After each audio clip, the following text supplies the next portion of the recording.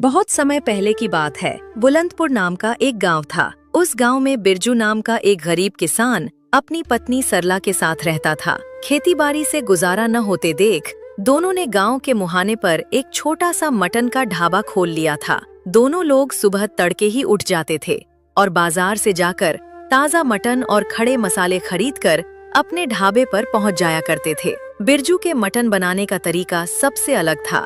वो मिट्टी के चूल्हे पर धीमी आंच पर हंडी में मटन पकाता था। उसके मटन की खुशबू पूरे गांव को मदहोश कर देती थी।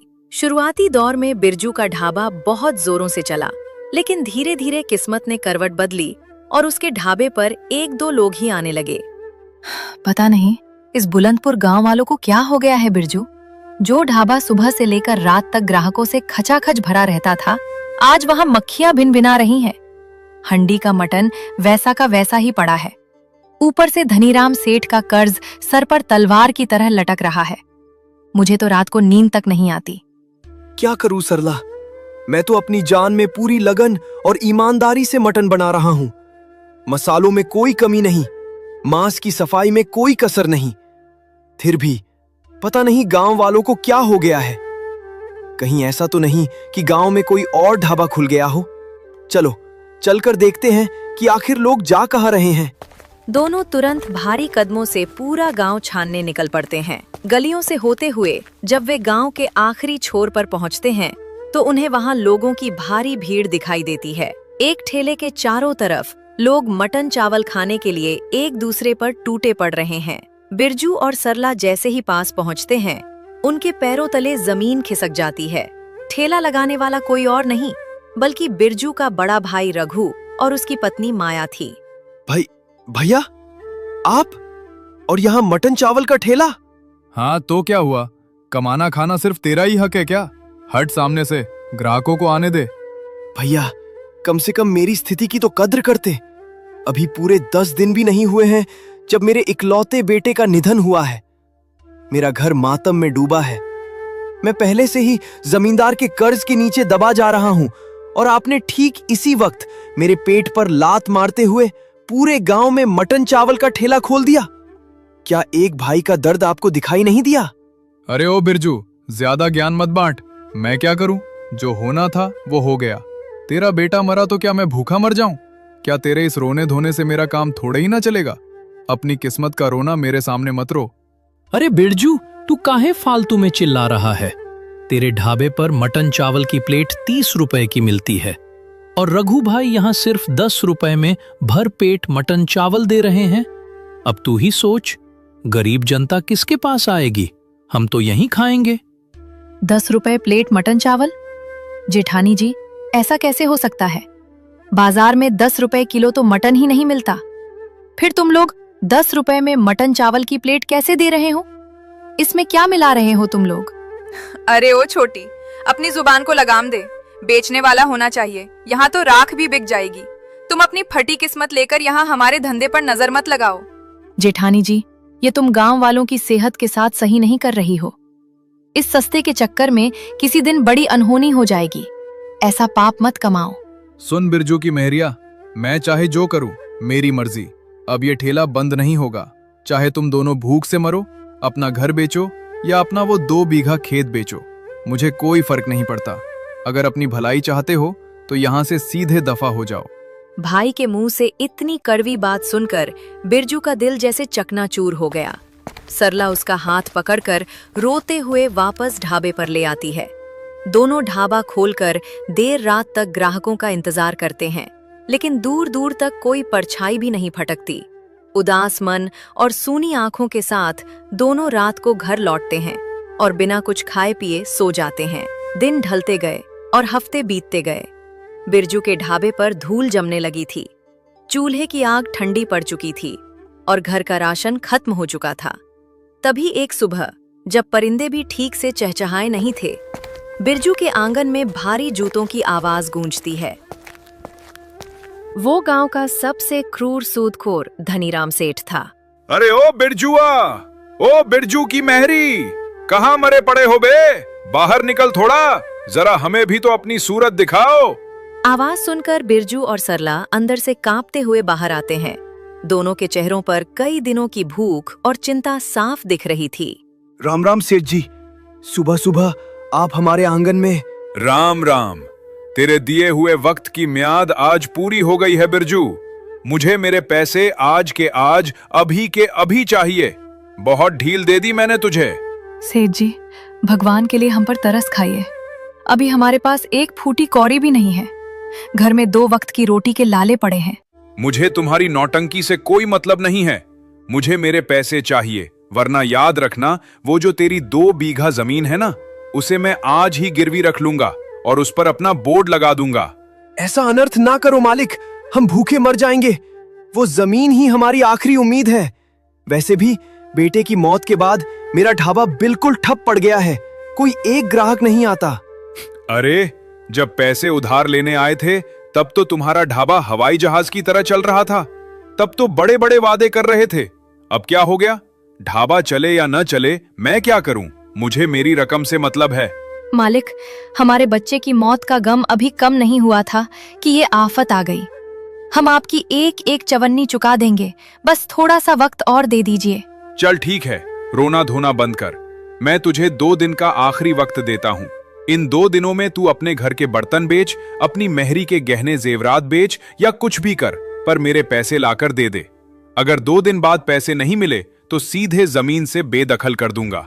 इतना वक्त देने के लिए आपका बहुत बहुत धन्यवाद सेठ जी। आपका ये एहसान मैं जिंदगी भर नहीं भूलूंगा।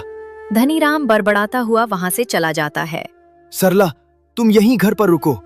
मैं जरा बड़े भैया के घर होकर आता हूँ। वो भले ही गुस्से में बोल गए हों, पर आखिर है तो मेरे सगे भाई ही ना। हमारा खून एक है। बिरजू, वहां मत जाओ, मेरी बात सुनो। वहां जाने से कोई फायदा नहीं होगा। जो इंसान तुम्हारे बेटे की मौत पर नहीं पसीजा, जो तुम्हारे भूखे मरने पर खुश है, वो तुम्हें पैसे क्या देगा? मत जाओ अपनी बेइज्जती कराने। नहीं सरला, वो अपना खून है। जब वो देखेगा कि उसके छोटे भाई की जमीन नीलाम होने वाली है, उसका भाई बर्बाद होने वाला है, तो उसका कलेजा जरूर पसीजेगा। मुझे पूरा भरोसा है कि भैया मुझे खाली हाथ नहीं लौटाएंगे। बिरजू भारी और थके हुए कदमों से रघु के आलीशान मकान की तरफ बढ़ता है। वहां पहुंचकर वो देखता है कि रघु और माया नोटों की गड्डियां गिन रहे हैं, जो उन्होंने गांव वालों को घटिया मटन खिलाकर कमाई थी। बिरजू को देखते ही दोनों के चेहरे के भाव बदल जाते हैं। भैया, मुझे बचा लो भैया। धनीराम सेठ आया था। अगर 2 दिन में कर्ज नहीं चुकाया तो वो हमारी 2 बीघा जमीन छीन लेगा। भैया, मैं पूरी तरह बर्बाद हो जाऊंगा। अपने छोटे भाई पर तरस खाओ, मुझे थोड़े पैसे उधार दे दो भैया। अरे हट यहाँ से भिखारी कहीं का। सुबह सुबह मुंह उठाकर आ गया मंगल करने। हमारे पास कोई फालतू पैसे नहीं है जो हम तुम जैसे अभागों पर लुटाएं। देख बिरजू, साफ बात है, तेरी जमीन जाएगी तो तेरी जाएगी, मेरी थोड़ा ही ना जा रही है। और मैं तो कहता हूँ कि तेरी जमीन क्या, तेरा ये घर भी बिक जाए और तू इस गांव से भीख मांगकर बाहर निकल जाए, तब जाकर मेरे कलेजे को ठंडक मिलेगी। भाग यहाँ से, दोबारा इस चौखट पर पैर मत रखना। भाई के इन शब्दों ने बिरजू के सीने को छलनी कर दिया। उसका बचा कुचा हौसला भी टूट गया। आंखों में अंधकार छा गया और वो बिना कुछ बोले पागलों की तरह नंगे पैर सीधे जंगल की तरफ भागने लगा। तभी उसे रास्ते में एक अजीब चीज दिखाई दी। अरे, ये तो कोई बहुत पुराना चिराग है। कहीं ये वैसा ही चिराग तो नहीं जिसके बारे में मैंने बचपन में कहानियों की किताबों में पढ़ा था? क्या सच में ऐसी चीजें होती हैं? नहीं, ये मेरा वहम है। पर एक बार कोशिश करने में क्या हर्ज है? बिरजू बिना देर किए कांपते हाथों से उस चिराग पर जमी सालों पुरानी काली मिट्टी को अपने हाथों से जोर से रगड़ता है। जैसे ही वो चिराग को रगड़ता है, चिराग अचानक भट्टी की तरह गर्म हो जाता है। बिरजू के हाथ से चिराग छूटकर जमीन पर गिर पड़ता है। अगले ही पल चिराग के मुंह से गाढ़ा जादुई नीला धुआं निकलने लगता है। वो धुआं पूरे जंगल में फैल जाता है और देखते ही देखते आसमान को छूने लगता है। हवा में एक भारी, रूह कंपा देने वाली आवाज गूंजती है और उस धुएं के बीच से एक ऊंचा, विशाल और चमकीला जादुई जिन्न प्रकट होता है। आजाद, आखिरकार मैं आजाद हो गया। क्या हुक्म है मेरे आका? इतना विशाल जादुई साया और उसकी गूंजती आवाज सुनकर बिरजू बुरी तरह डर जाता है। डरो नहीं मेरे आका, मैं आपको कोई नुकसान नहीं पहुंचाऊंगा।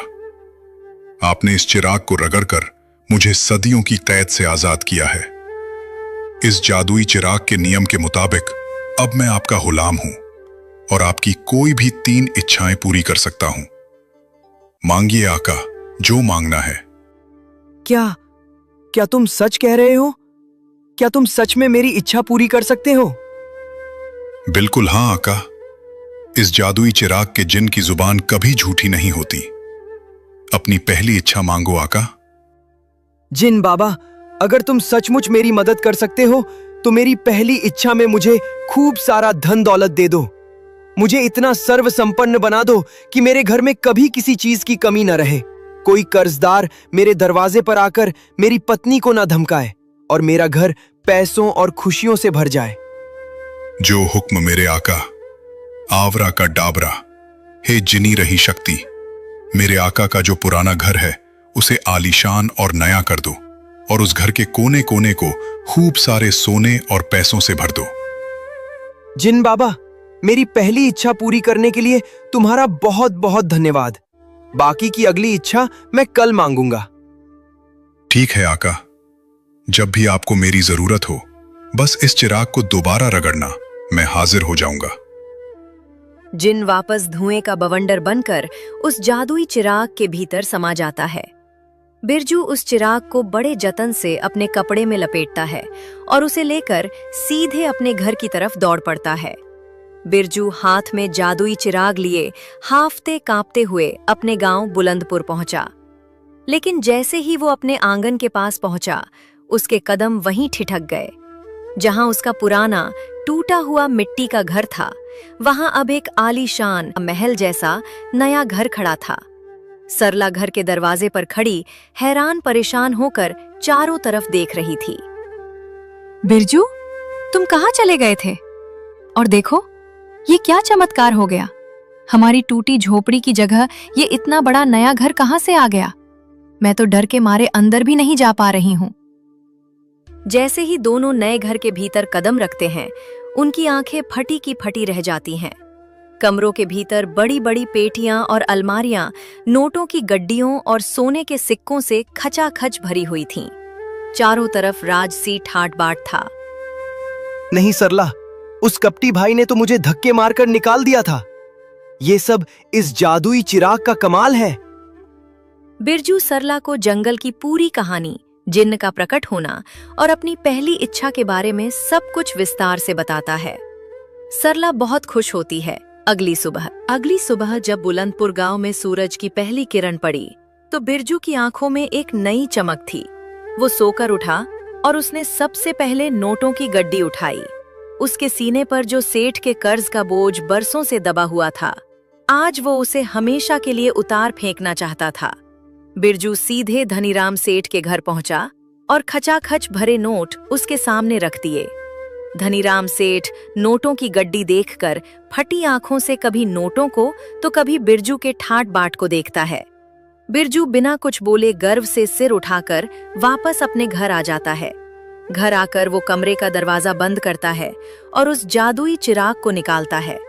बिरजू जैसे ही जादुई चिराग को रगड़ता है, उसमें से नीला धुआं निकलता है और जिन्न सामने खड़ा हो जाता है। क्या हुक्म है मेरे आका?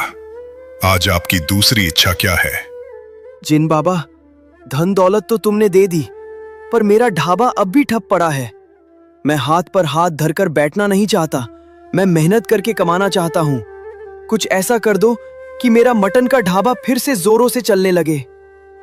अरे भाई, इसके लिए इच्छा बिगाड़ने की जरूरत नहीं। मैं आपको एक जादुई मसाला देता हूँ। इस मसाले की एक चुटकी भी अगर आपने मटन में डाल दी तो पूरा गांव स्वाद के मारे खींचा चला आएगा। आवरा का डाबरा, हे जिन्नी रूही शक्तियां। और पलक झपकते ही बिरजू के पास में एक चमकीली जादुई डिबिया आ जाती है। जिन बाबा, तुम्हारी इस मदद के लिए धन्यवाद। मैं अपनी तीसरी और आखिरी इच्छा अभी नहीं मांगूंगा। जब मेरा मन करेगा तब मांगूंगा। जो हुक्म मेरे आका। जब आपका मन करे तब मुझे याद करना। अब मैं वापस चिराग में जाता हूँ। जिन चिराग के भीतर समा जाता है। बिरजू और सरला अपनी दुकान की तरफ निकल पड़ते हैं। बिरजू और सरला ने ढाबा खोला और मिट्टी के चूल्हे पर मटन पकाना शुरू किया। जैसे ही मटन उबलने लगा, बिरजू ने उसमें जिन्न का दिया हुआ वो जादुई मसाला डाल दिया। मसाला डलते ही पूरे बुलंदपुर गांव में एक ऐसी अनोखी और लाजवाब महक फैली कि जो जहां था वहीं ठहर गया। लोग अपने घरों से निकलकर पागलों की तरह बिरजू के ढाबे की तरफ दौड़ने लगे। देखते ही देखते बिरजू के ढाबे पर ग्राहकों की भारी भीड़ इकट्ठा हो गई। पैर रखने तक की जगह नहीं बची। वहीं दूसरी तरफ गांव के आखिरी छोर पर बैठे बिरजू के बड़े भाई रघु और भाभी माया के ठेले पर सन्नाटा पसर गया। उनका एक भी मटन चावल नहीं बिका। वे तुरंत बिरजू के ढाबे के पास आए। अरे सुनिए जी, जरा देखिए तो सही, कल तक जो भीख मांग रहे थे, आज उनके ढाबे पर पैर रखने की जगह नहीं है। हमारे ठेले पर एक कुत्ता तक नहीं आ रहा। हाँ माया, मुझे भी कुछ गड़बड़ लग रही है। अचानक इसका ढाबा कैसे चलने लगा? जरूर ये दोनों मटन में कोई नशीली चीज या मिलावट कर रहे हैं। ऐसा करते हैं, अभी दोनों ढाबे पर हैं, हम चुपके से उनके घर चलते हैं और तलाशी लेते हैं। रघु और माया दबे पांव बिरजू के नए घर में घुस जाते हैं। वे कमरों की तलाशी लेने लगते हैं। तभी माया की नजर जादुई चिराग पर पड़ती है। दोनों समझ जाते हैं कि ये कोई आम चिराग नहीं है। तुरंत उसे वहां से चुराकर घर ले जाते हैं और फिर चिराग को घिसते हैं। तुरंत जिन बाहर आता है।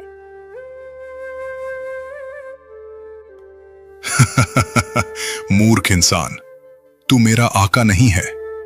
इस जादुई चिराग का एक कठोर नियम है, जब तक इसका असली आका अपनी तीनों इच्छाएं पूरी नहीं कर लेता, तब तक मैं उसी का गुलाम रहूंगा। और इस बीच अगर किसी दूसरे इंसान ने लालच में आकर मुझे अपना गुलाम बनाने की कोशिश की, तो मैं उसे अपने साथ हमेशा के लिए पाताल लोक ले जाता हूं। ये तेरे लिए इच्छा पूरी करने का दिन नहीं, बल्कि तबाही का दिन है। जिन उसके पति को लेकर गायब हो जाता है। ये देख तुरंत उसकी भाभी बिरजू के पास आती है और उसको सारी बातें बताती है। तुरंत बिरजू उसके साथ उनके घर जाता है और चिराग को घिसता है और जिन से अपनी अंतिम इच्छा में अपने भाई को मांगता है। जिन उसके भाई को वापस कर हमेशा के लिए वहां से चला जाता है। तो दोस्तों, इस कहानी से हमें ये सीख मिलती है कि मुसीबत के वक्त हमेशा खून के रिश्ते ही काम आते हैं। बस इंसान को वक्त रहते अपनों को पहचानना आना चाहिए।